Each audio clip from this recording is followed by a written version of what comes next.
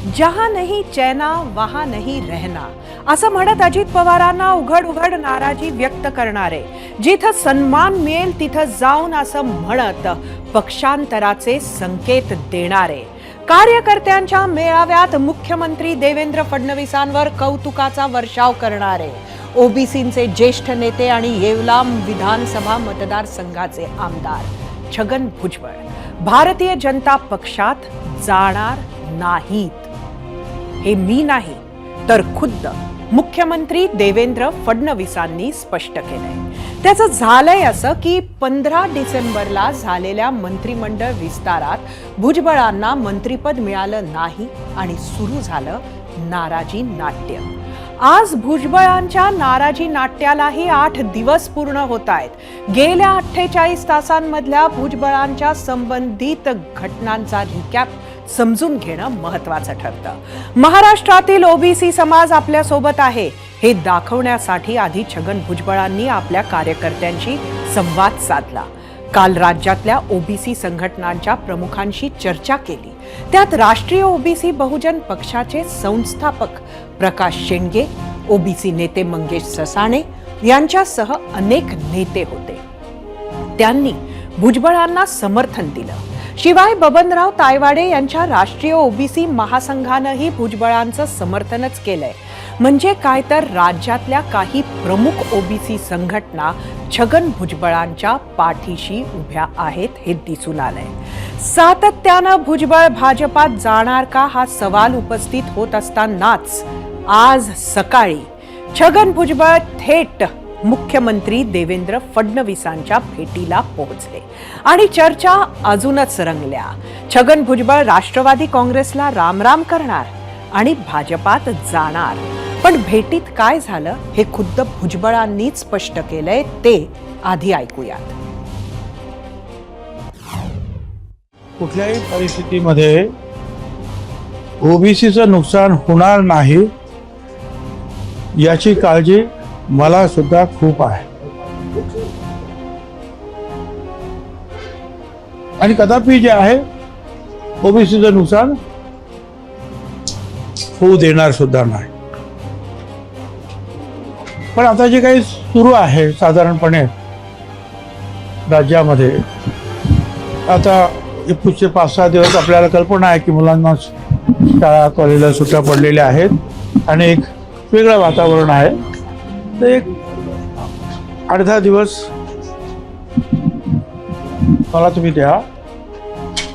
8-10 दिवसानंतर आपण पुन्हा भेटू आणि निश्चितपणे जे आहे काय ते एक चांगला मार्ग जे आहे याच्यातून निश्चितपणे आपण शोधून काढू.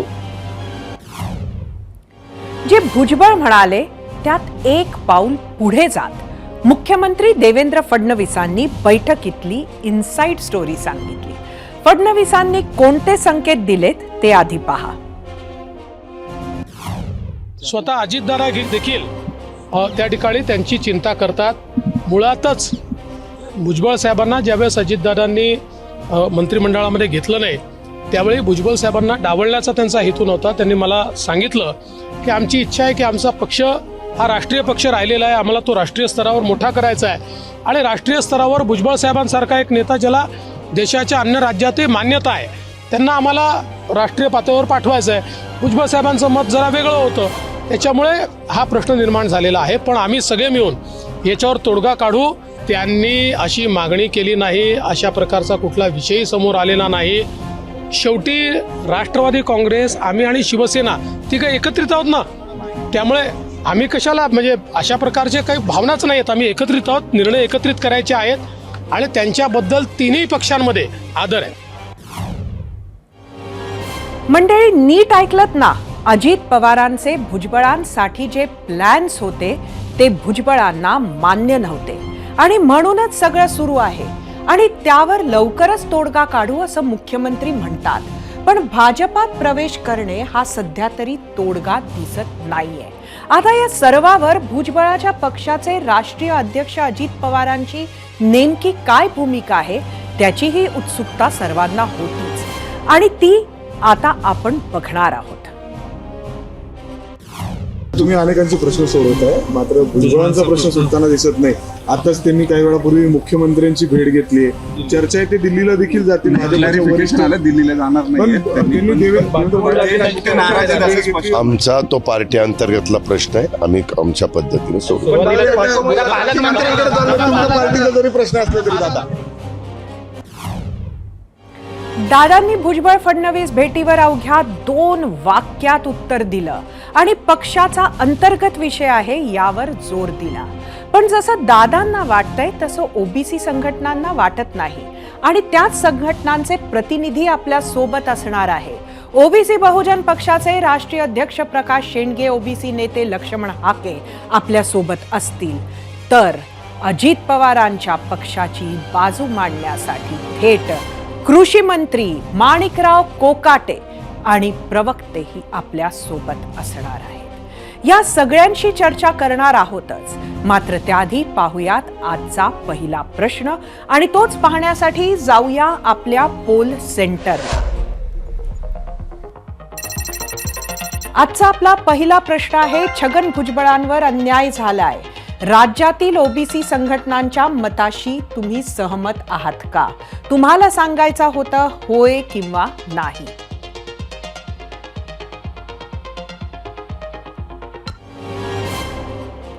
याच प्रश्नावर चर्चा करण्यासाठी आता थेट जाऊयात आपल्या गेस्ट सेंटरला, जिथे आपल्या सोबत आहेत ओबीसी बहुजन पक्षाचे राष्ट्रीय अध्यक्ष प्रकाश शेंडगे, ओबीसी नेते लक्ष्मण हाके, तर अजित पवार पक्षाचे आणि आपले राज्याचे कृषी मंत्री माणिकराव कोकाटे आणि भाजपचे मुख्य प्रवक्ते केशव उपाध्ये. मी सर्वात आधी माणिकराव आपल्याकडे येते. खरं तर त्याआधी आपल्या सर्वांचं स्वागत आणि माणिकराव आपलं खास अभिनंदन. एकंदरीत एक नाराजी नाट्य छगन भुजबळांचं गेल्या 8 दिवसांपासून सुरू आहे. नक्की पक्षाची काय भूमिका आहे? त्यांच्यावर अन्याय झाला ही जी काही भूमिका ओबीसी संघटनांना वाटते त्याबद्दल आपण काय म्हणाल?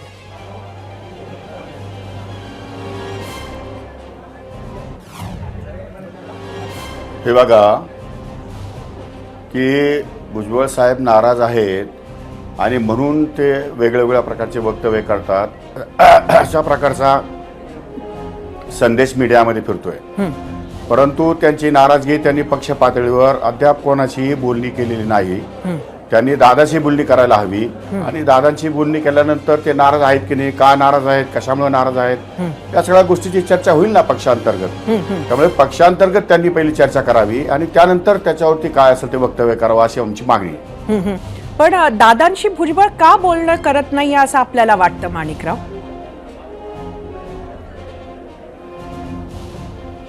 नाही तर त्यांना भुजबळांनाच माहिती तो इश्यू काय आहे, भुजबळ का बोलत नाही हे भुजबळ सांगू शकतात, मी कसं सांगू शकेल. एकंदरीत एक असं होतं की भुजबळांनीच सांगितलं पाहिजे की ते का बोलत नाही दादांशी. दादा हे बघा, दादा आमच्या पक्षाचे राष्ट्रीय अध्यक्ष आहेत आणि जो काही निर्णय घ्यायचा ते संपूर्ण अधिकार आमच्या वतीने दादांना आहे.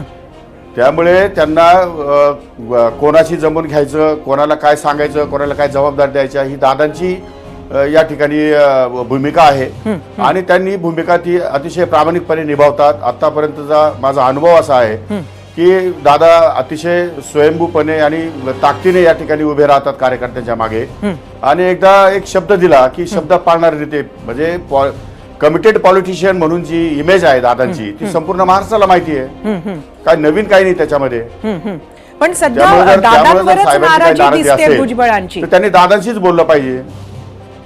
सध्या भुजबळांची नाराजी ही त्याला दादांवर काय औषध नाही. दादांवर नाराजी असेल तर त्याला आमच्याकडे काय औषध नाही. आपल्याला काय वाटतं? त्याला काय औषध आमच्याकडे असू शकत नाही ना. जर दादांवर नाराजी असेल, आमच्या अध्यक्षावर नाराजी असेल तर मग बोलण्यात काय अर्थ नाही. एकंदरीत छगन भुजबळ यांना आमच्या अध्यक्षावरच जर अविश्वास आहे, नाराजी असेल तर मग बोलण्यात काय अर्थ आहे. माणिकराव, एकंदरीत जर बघितलं तर 17 ओबीसी मंत्री हे आत्ताच्या कॅबिनेटमध्ये आहे. असं असताना सुद्धा छगन भुजबळ यांना जर मंत्रिपद दिलं नाही तर ओबीसींवर अन्याय होतोय, ही भावना आपल्याला कितपत योग्य वाटते? नाही ती अजिबात योग्य नाही. सर्वात प्रथम मी राज्याचे मुख्यमंत्री देवेंद्रजी फडणवीस, उपमुख्यमंत्री अजितदादा आणि उपमुख्यमंत्री सन्माननीय एकनाथजी शिंदे साहेब या तिघांचं मनापासून अतिशय अभिनंदन करेल की या तिघांनी अतिशय विचार करून हे मंत्रिमंडळ बनवलेलं आहे.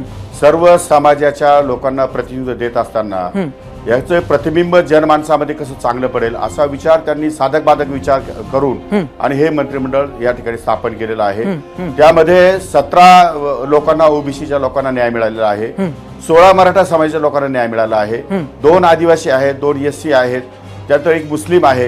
अशा प्रकारचे सर्व समावेशक या ठिकाणी मंत्री त्यांनी घेतले आणि प्रत्येकाला या ठिकाणी न्याय देण्याची भूमिका घेतली आहे. माणिकराव, त्यामुळे नुकतंच एक कोणावर 3 अन्याय दिवस झाला आधी असं आम्ही मला तरी छगन वाटत नाही. भुजबळांचा एक इंटरव्ह्यू केला. त्यामध्ये त्यांनी या पाठीमागची, त्यांच्या या वक्तव्याच्या पाठीमागची भूमिका मांडली. त्यांचं म्हणणं असं होतं की एकंदरीत जेव्हा ओबीसींचा विषय ऐरणीवर होता तेव्हा या 17 पैकी कुठलीही व्यक्ती ओबीसींच्या बाजूनं उभं राहिली नाही. मी उभा राहिलो म्हणून मला घेतलं नाही तर अन्याय होतोय ओबीसींवर, अशी भावना आहे असं त्यांचं म्हणणं आहे. मला एक सांगा की भुजबळ साहेबांच्या वतीने किंवा भुजबळ साहेबांच्या नंतर कोणीतरी ओबीसीचा नेता असेल की नाही, की भुजबळ साहेब तर आहेत ओबीसीचे नेते असणार आहे का? मग त्या समाजातल्या लोकांना मोठं करून त्यांना न्याय देऊन त्यांना बरोबर घेऊन त्यांच्यातली पुढची 2री पिढी 3री पिढी उभं करण्याचं काम भुजबळ साहेबांचंच आहे. म्हणजे ते इतर जे लोक आहेत, समजा शेंडगे आहेत, त्याच्यानंतर भरणे आहेत, त्याच्यानंतर बाकी सगळे जे लक्ष्मणराव आहेत, ही सगळी ओबीसीची माणसं यांना कधी मोठं करणार, हे कधी नेते होणार आणि कधी समाजाच्या वतीनं लोकांशी बोलणार किंवा सरकारशी भांडणार? यांना पण नेतृत्व मिळायला पाहिजे ना. की भुजबळ साहेब आहेत तोपर्यंत ठीक आहे, पण नंतर काय पुन्हा कधीतरी बदल तर होणारच आहे, कधीतरी एंड तर होणारच आहे सगळ्यांचा. कारण परमेश्वराने आयुष्य सगळ्यांना काय 1500 वर्षाचं दिलेलं नाहीये. त्यामुळे नंतर कुणीतरी नेता झाला पाहिजे आणि त्या नेत्याने आपल्या समाजाचं प्रतिनिधित्व केलं पाहिजे, अशा प्रकारची धारणा त्यांच्या मनामध्ये असणं आवश्यक आहे असं माझं मत आहे. लक्ष्मण हाके, मी आपल्याकडे येते. आपण आत्ताच ऐकलं माणिकरावांनी काय म्हटलं. आपली काय भावना आहे? गेल्या काही दिवस आपण ताकदीनं छगन भुजबळ यांच्या पाठीशी उभे आहात, मात्र छगन भुजबळ यांनी एक पाऊल मागे घेतलं तर इतर नेतृत्व समोर येईल असं माणिकरावांनी म्हटलं. आपलंही नाव घेतलं त्यांनी.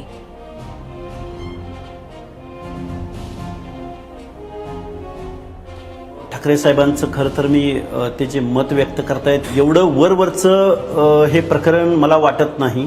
कारण भुजबळ साहेबांचा एकूण वकूफ पाहता, आवाका पाहता, या महाराष्ट्राचे मुख्यमंत्री महोदय माननीय देवेंद्र फडणवीस साहेब असतील, गिरीश महाजन असतील, चंद्रशेखर बावनकुळे असतील, ते व्यक्त होत असताना ते व्यक्त होत असताना अतिशय सावध पद्धतीनं ते व्यक्त होत आहेत.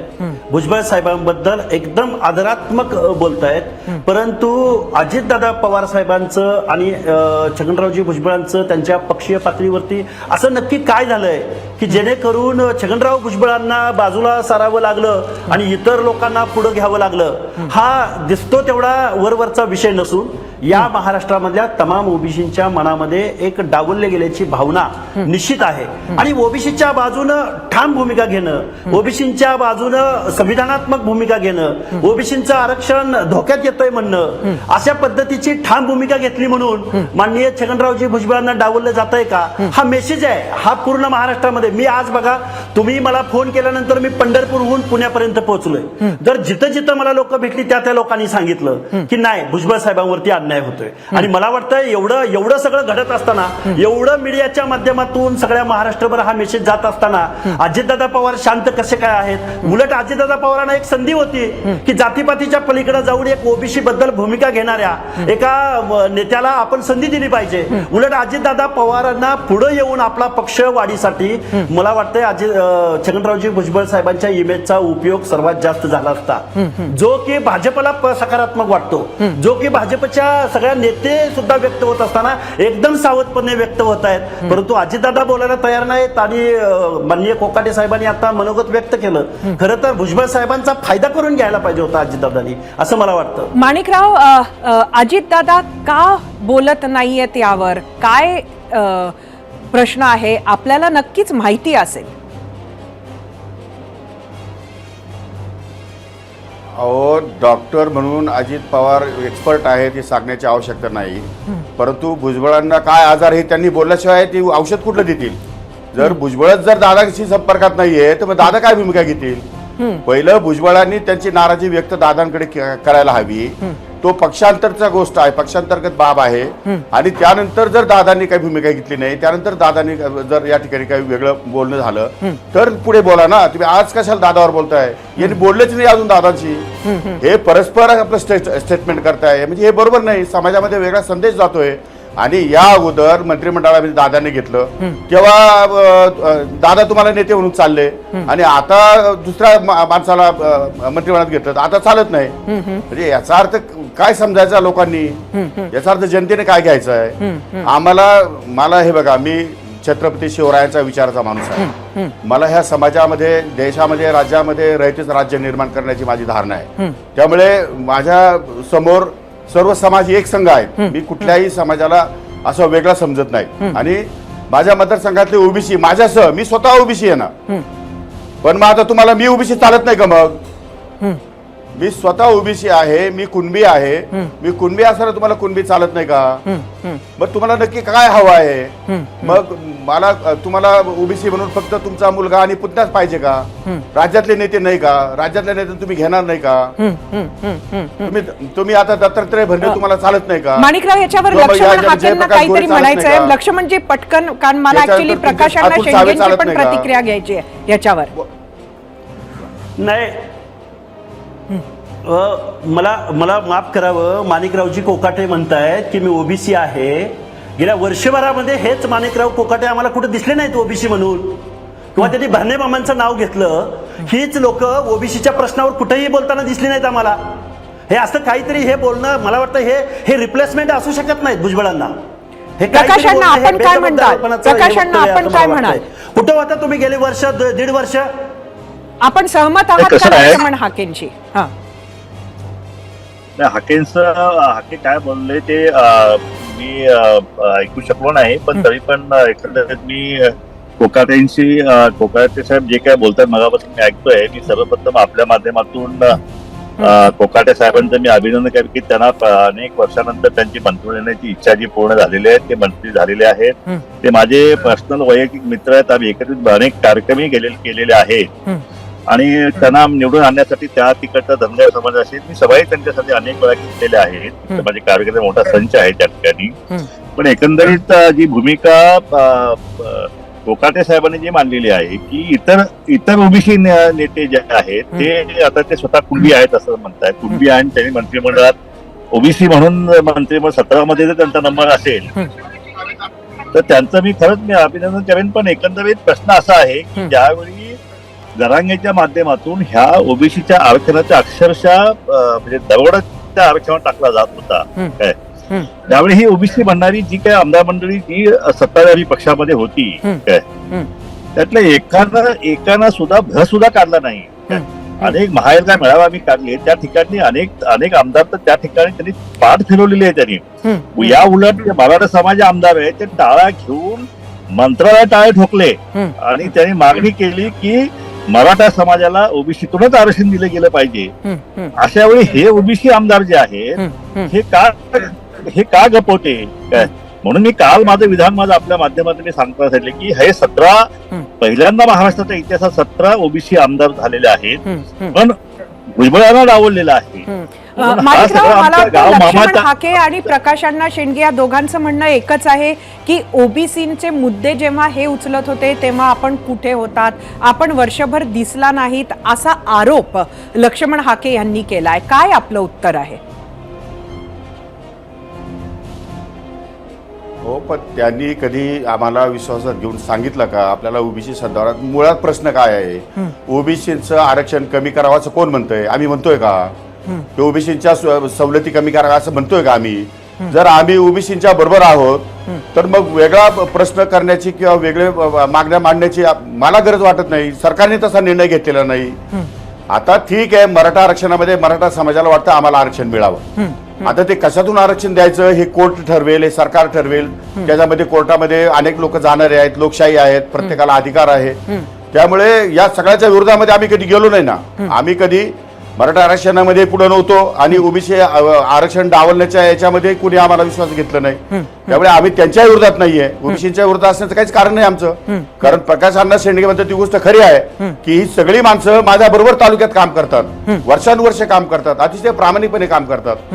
माझ्या तालुक्यामध्ये ओबीसी मराठा असा वादच नाही मुळात, आणि माझ्या मतदारसंघाच्या पलीकडे जिल्ह्यामध्ये पण तसा वाद नाहीये.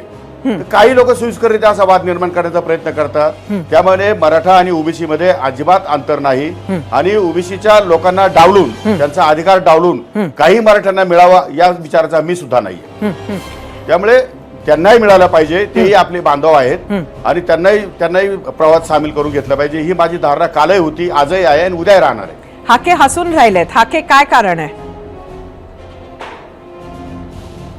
नाही, हे बघा, हे हे हे हे तकलादू ओबीसी नेते, ह्यांची कुठलीही अडचण नाहीये यांना, आणि हे भुजबळांची रिप्लेसमेंट घ्यायला चाललेत. खरोखर मला यांची कीव करावीशी वाटते या लोकांची. 54 लाख नोंदी या महाराष्ट्रामध्ये झाल्या ओबीसी मधून. मग कसं काय ओबीसीचं आरक्षण टिकतं? आणि कोण ठरवणार आहे? तुम्ही इथला राज्य मागासवर्ग आयोग, इथलं सुप्रीम कोर्ट अलाउ करत नसताना तुम्हाला अडचण नाही असं तुम्ही म्हणतात. तुम्ही कसले ओबीसी लीडर? तुम्ही संविधानाची भूमिका घ्या ना, नका आमचं ऐकू, नका ओबीसी मधल्या छोट्या छोट्या जातींचं ऐकू. गावगड्यातल्या भटक्या विमुक्त जाती, बलुतेदार, आलुतेदार तुमच्या स्पर्धेमध्ये कसे टिकणार आहेत? त्यांना पंचायत राज मधलं कसं आरक्षण मिळणार आहे? त्यांच्या बाबतीत सोशल जस्टिस कसा घडणार आहे? याच्या बाबतीत काही देणं घेणं नाही या माणिकराव कोकाटेंना. आणि ते म्हणतात की मी पण ओबीसी आहे, मी पण कुणबी आहे. काय चाललंय राव? आणि त्यांना कुठलीही अडचण नाहीये त्यांना. हे जे प्रश्न उपस्थित केले आहेत लक्ष्मण हाके यांनी, याला काही उत्तर आपल्याला द्यायचंय का माणिकराव? अहो मला सांगा, भुजबळ साहेब नाशिक जिल्ह्यातून 20 वर्ष मंत्रिमंडळात होते की नव्हते? पण त्यांना मंत्रिमंडळात कोणी घेतलं? आम्ही विरोध केला का? आम्ही ओबीसी नेते म्हणून त्यांना मान्य केलं नाही का? आम्ही सर्व आमदार एकत्र असताना आम्ही दादांना एक शब्दांतरी कधी म्हटलो का, दादा भुजबळ 20 वर्ष होते, आता भुजबळांना थांबवा आणि दुसरा कोणाचा विचार करा? आम्ही अतिशय मान सन्मानाने भुजबळ साहेबांच्या नेतृत्वाखाली जिल्ह्यामध्ये काम केलंच ना, केलं नाही का? त्यामुळे असं काही होत नाही, रिप्लेसमेंट वगैरे काही नसते. त्यामध्ये कालांतराने बदल हा निसर्गाचा नियम आहे. त्यामध्ये काही प्रमाणात बदल झाले असतील ते आपण स्वीकारायला शिकलं पाहिजे. त्यामुळे या सगळ्या गटामध्ये नेतृत्व करण्याची किंवा या ठिकाणी सामाजिक दरी निर्माण करण्याची मला वाटत नाही काय आवश्यकता आहे म्हणून. कारण या ठिकाणी समाज सर्व एकत्र गुण्यागोविंदाने नांदले पाहिजे या विचाराचा मी कालही होतो, आजही आहे. एक महत्वाचा मुद्दा, खरं तर ह्याच्यावर आपली चर्चा आपण परत येऊया, पण मी केशव उपाध्ये यांच्याकडे येते. केशवजी, आज देवेंद्र फडणवीसांना भेटले आहेत भुजबळ. भाजपाचे दरवाजे त्यांच्यासाठी उघडे आहे का? आपल्याला माहिती आहे की आमदारकी घेऊन तर ते काही येऊ शकत नाही भाजपात कायद्यानुसार, पण आपल्याकडे एक जागा जी आहे मंत्रिमंडळात ती रिकामी आहे. नक्की काय सुरू आहे? भुजबळांसाठी ती जागा आहे का, की ती अजून कोणासाठी ठेवली आहे?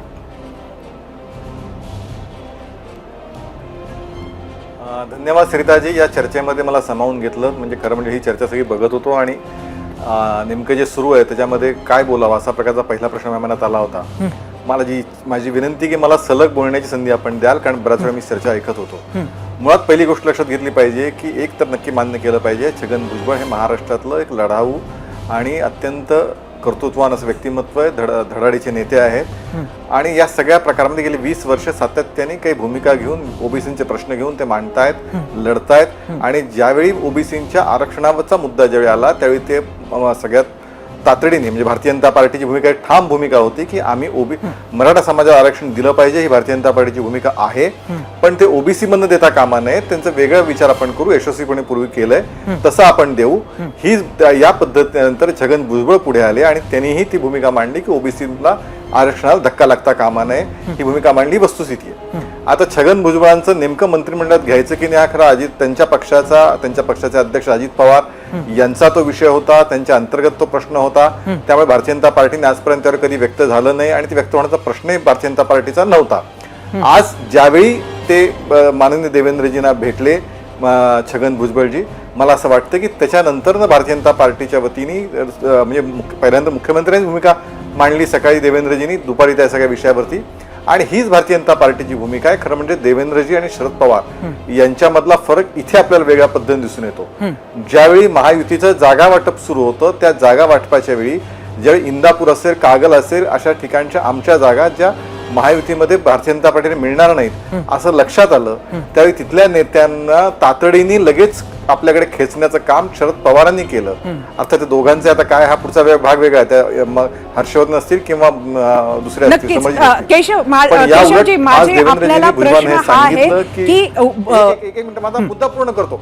माझा मुद्दा पूर्ण करतो. तो मुद्दा त्या मुद्द्याकडेच येतो, त्या तुमच्या मुद्द्याकडेच येतोय. त्यांनी सांगितलं की तुम्ही थोडे दिवस थांबा, हा या सगळ्या विषयामध्ये आपण एकत्रित बसू, तुमचं नेतृत्व मोठं आहे आणि मुळामध्ये भारतीय जनता पार्टीचा डीएनए हाच मुळात ओबीसी म्हणून मानला जातो, त्यामुळे तुम्ही थांबा, तुम्ही घाई करू नका. एक आणि दुसरं असं आहे की खरं म्हणजे प्रमोद, तुम्ही जुन्या पत्रकार आहात, तुम्हाला सगळ्यांना माहित असेल की प्रमोद महाजन आणि बाळासाहेब ठाकरे यांच्या काळात एक करार झालेला होता, ज्यावेळी ते दोघांनी भारतीय जनता पार्टी आणि शिवसेनेची युती केली होती की इंट्रा ट्रेडिंग करायचं नाही, इंट्रा हाऊस ट्रेडिंग करायचं नाही, आपापसामध्ये कुठल्याही प्रकारचं एकमेक देवाणघेवाण करायची नाही, या प्रकारचा एक करार होता. मला असं वाटतं तर तिन्ही पक्षांच्या नेत्यांमध्ये, मग देवेंद्रजी असतील, अजित पवार असतील आणि एकनाथ शिंदे असतील, या तिघांमध्ये सुद्धा अशा प्रकारचीच भूमिका ही निश्चित झालेली आहे. त्यामुळे भुजबळांच्या समस्येवरती, भुजबळांच्या मुद्द्यांवरती मार्ग काढण्याचा प्रयत्न देवेंद्रजी नक्की करतील, पण त्यांना काहीतरी भाजपमध्ये घेतलं जाईल आणि मग त्यांना एक जागा शिल्लक मंत्री केली जाईल असं मला वाटतं आज काही नाही. तर अजित पवार हेच त्यांच्याबद्दल चर्चा करून मार्ग काढतील. त्याला जे आवश्यक असेल त्या पद्धतीची चर्चा करण्याचं काम, ती चर्चा एकत्रित करण्याचं काम देवेंद्रजी नक्की करतील. आपण नुकतंच छगन भुजबळांना मंत्रिमंडळापासून दूर ठेवून त्यांच्यावर अन्याय झालाय का, किंवा त्याहूनही महत्वाचा विषय की ओबीसी समाजावर अन्याय झालाय का, याची चर्चा केली. याच चर्चेनंतर आता वेळ झालीये भुजबळांच्या विषयावर आम्ही जो प्रश्न विचारला होता त्याच्याकडे जाण्याची. मात्र त्याआधी आपल्याबरोबर असणारी जी मंडळी आहे त्यांच्याकडून आपण अगदी शेवटची त्यांची प्रतिक्रिया या विषयावर घेऊया. परत एकदा आपल्या गेस्ट सेंटरला प्रकाशांना मी आपल्याकडे येते. आपल्याला एक कार्यकर्त्यांची अशी भावना होती की भारतीय जनता पार्टीमध्ये छगन भुजबळ यांनी जावं, पण आता ते शक्य दिसत नाहीये. जसं केशव उपाध्यायांनी सांगितलं, आज देवेंद्र फडणवीस यांनी जे सांगितलं त्यावरूनही ते तसं तर स्पष्ट आहे. आपल्याला काय वाटतं, अजित पवारांच्या राष्ट्रवादी काँग्रेसमध्ये छगन भुजबळांचं खरंच आता भविष्य आहे का? मी कालच माध्यमांच्याकडे भूमिका मांडलेली आहे. या पक्षाची स्थापना ही भुजबळ साहेब नसते ह्या पक्षाची स्थापना झाली नसती. काल मी भूमिका मांडलेली आहे आणि ज्याने पूर्ण आयुष्य ह्या पक्षासाठी काढलेलं आहे, ओबीसींचा लढा लढलेला आहे, असं काय घडलं की त्यांना अचानकपणे त्यांना पूर्वकल्पना न देता त्यांना मंत्रिमंडळातून त्यांना बाहेर काढणं हे काय, हे ओबीसींच्यावर झालेला हा आम्ही तर समजून एक आघात आहे. जरी 17 मंत्री त्या ठिकाणी त्यांनी घेतले असले, मी त्यांचा अभ्यास केलेला आहे, पण मी कालच म्हणलं की हा सगळा गाव मामाचा आहे, यातला एकही आमच्या कामाचा नाहीये. आणि म्हणून माझी विनंती आहे, आम्ही काल अजितदादांना विनंती केलेली आहे की कुठल्याही परिस्थितीत आता ओबीसीचा आवाज जो आहे, ह्या मंत्रिमंडळातला आवाज जो आहे, तो आता आमच्या भूमिका म्हणून कोण लढणार आहे मंत्रिमंडळामध्ये, प्रकाशांना आपली भूमिका कळली. लक्ष्मण हाके, मी आपल्याकडे येते. रस्त्यावर उतरणार, रस्त्यावरची लढाई लढणार म्हणजे नक्की काय करणार भुजबळांसाठी?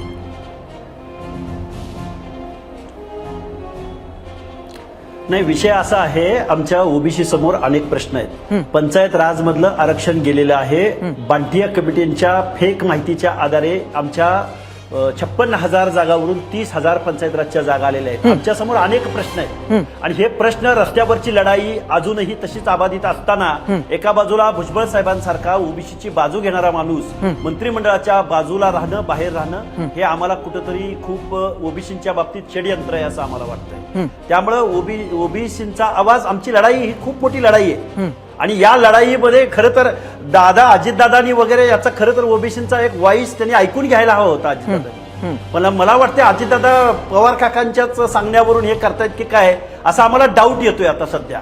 कारण दिल्लीमधली जी एक बैठक झाली आणि त्या बैठकीनंतर ज्या काही गोष्टी घडल्या त्या अनकलनीय घटना आहेत. दादा आणि पवार साहेब हे एकच आहेत की काय असं आम्हाला वाटतं. दादा आणि पवार साहेब बीडला जातात, एकत्रच जातात. दादा आणि पवार साहेब बाबा आढावांना भेटायला जातात, एकत्रच जातात. दादा आणि पवार साहेब म्हणजे काय काय चाललंय आम्हाला कळत नाहीये खरं तर. राम शिंदे केशवजी मी साहेबांना आपल्याकडे पराभूत येते केला. केशवजी मी दादा आपल्याकडे म्हणाले, येते. लक्ष्मण राव आपल्याकडे वेळेची मर्यादा आहे. हा सरिताजी बोला. अत्यंत मर्यादित सांगतो, या सगळ्या चर्चेमधली मेन मुख्य भूमिका आहे, त्याच्यावरती भूमिका फक्त मांडतो. या राज्यातल्या ओबीसींच्या प्रश्नांसाठी सर्वात आग्रही असणारे, मुळामध्ये आता ही चिंता व्यक्त होतीये, खरं म्हणजे या राज्यातल्या ओबीसींसाठी सातत्याने आग्रही आणि त्यांच्या हिताचं रक्षण करण्यासाठी देवेंद्र फडणवीस सदैव पुढे आणि तत्पर आहेत. त्यामुळे ओबीसींच्या हक्काबद्दल कुणीच या ठिकाणी चिंता व्यक्त करू नये, हा पहिला मुद्दा. दुसरा मुद्दा, छगन भुजबळ हे अत्यंत दमदार आणि उत्कृष्ट मोठे नेते आहेत, त्यांच्याबद्दलची चर्चा करून त्यांच्याच पक्षातला राष्ट्रवादीतला प्रश्न आहे, देवेंद्रजी अजित पवारांशी बोलतील आणि अजित पवार त्यांच्या पक्षातला तो प्रश्न असल्यामुळे ते त्या पद्धतीने मार्ग काढतील. त्यामुळे या सगळ्या याच्यावरनं लगेचच काहीतरी ओबीसींवरती होतं असं म्हणजे एकदम आता काय असं काही चिंता करायचं कारण नाही. या सगळ्या विषयामध्ये भारतीय जनता पार्टीची भूमिका ही तिसरा मुद्दा स्पष्ट आहे. इंट्रा ट्रेडिंग आमच्याकडे नाही आणि ते होताही कामा नये आणि त्यामुळे छगन भुजबळांचा सन्मान राहिलाच पाहिजे. तो राखण्यासाठी जे करता येईल ते देवेंद्र नक्की करतील आणि ओबीसींच्या हिताचं रक्षण करणं, ओबीसी हा भाजपाचा डीएनए, त्यासाठी भारतीय जनता पार्टी मोठी फळी ओबीसी नेत्यांची, ती आम्ही योग्यपणे ओबीसींच्या हिताचं रक्षण आम्ही करू, याबद्दल कोणी शंका बाळगायचं कारण नाही. माणिकराव मी आपल्याकडे येते. शेवटचा प्रश्न आहे. अजित पवार यांच्या अगदी बॅनरवर चेहऱ्यावर जोडे मारो आंदोलन सुद्धा झाली भुजबळांसाठी. ज्या पद्धतीनं भुजबळ बोलले आहेत, त्यांचा राग दिसला आहे अजित पवारांवर. खऱ्या पद्धतीनं कुठंतरी त्यांच्यासाठी राष्ट्रवादी काँग्रेसचे दार आज उघडे आहेत का?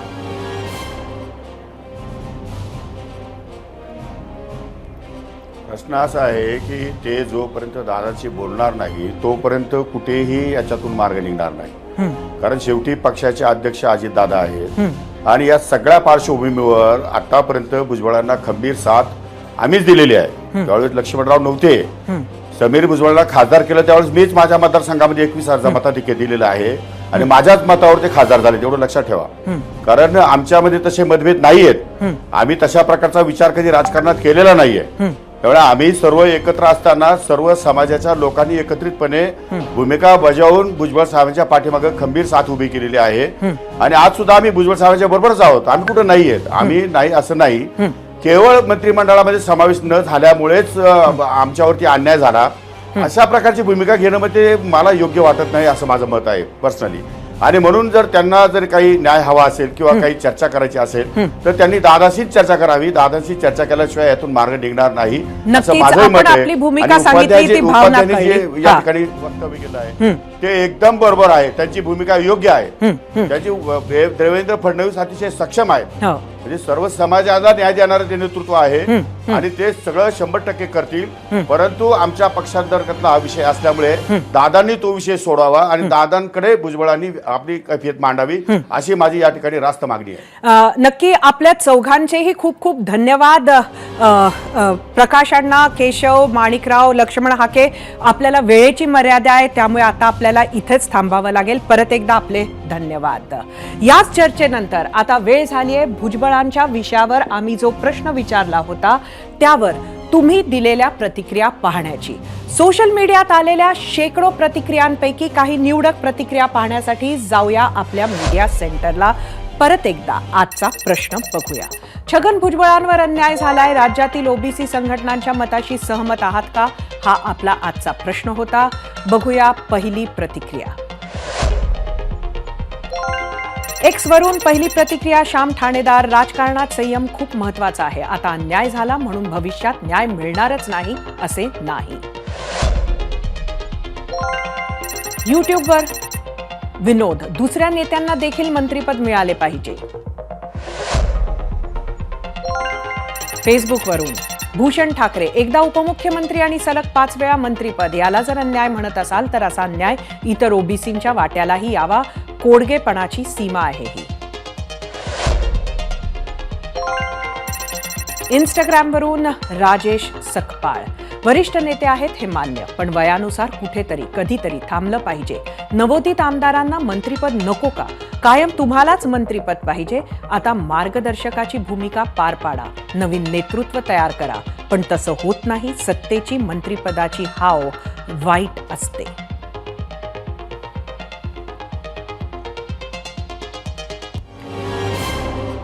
जगभरातील प्रेक्षकांच्या काही निवडक प्रतिक्रिया पाहिल्यावर आता वेळ झालीये आजचा कौल पाहण्याची. त्यासाठी जाऊयात आपल्या पोल सेंटरला. छगन भुजबळांवर अन्याय झालाय, राज्यातील ओबीसी संघटनांच्या मताशी सहमत आहात का? एकूण 30,000 मतं युट्यूबवर. 43% होय म्हटलंय, 57% नाही.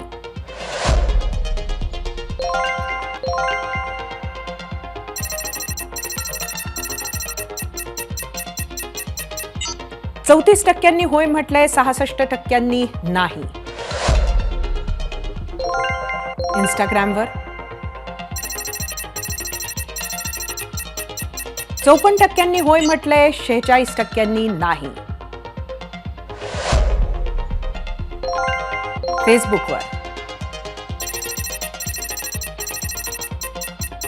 43% होय म्हटलंय, 57% नाही. 1990 नंतर म्हणजे मंडल आयोगाचं वारं वाहू लागल्यानंतर ओबीसींचे नेते अशी नवी ओळख काही मोजक्या नेत्यांना मिळाली. अशा नेत्यांपैकी एक म्हणजे छगन भुजबळ. तेव्हापासून शरद पवारांच्या सोशल इंजिनिअरिंगच्या प्रयोगाचे भुजबळ महत्वाचा भाग राहिले आहेत. सरकारं आली गेली, मुख्यमंत्री आले गेले, मंत्री आले गेले, पण मधला काही काळ सोडला तर छगन भुजबळांच्या घरासमोरची लाल दिव्याची गाडी कधी हटली नाही.